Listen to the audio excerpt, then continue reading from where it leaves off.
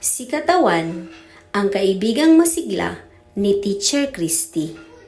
Isang araw, nagkita-kita ang mga bahagi ng katawan ni Ana. "Ako ang pinakamahalaga," sigaw ni Ulo. "Kung wala ako, hindi makakapag-isip si Ana." Sumabat si Mata. "Pero kung wala ako, paano niya makikita ang mga bagay sa kanyang paligid?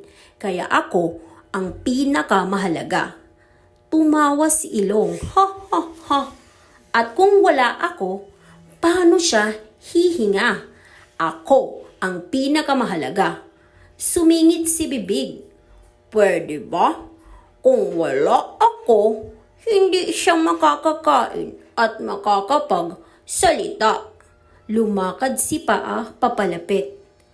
"Teka lang, kung wala ako, hindi siya makakapunta kahit saan. Ako ang pinakamahalaga." Sumabay si Kamay. "At kung wala ako, paano siya kakaway o kukunin ang laruan at mga bagay sa kanyang paligid?" Lahat sila ay natahimik. Sabi ni Puso, "Lahat tayo ay mahalaga. Tulungan natin si Ana para siya ay maging masigla at masaya."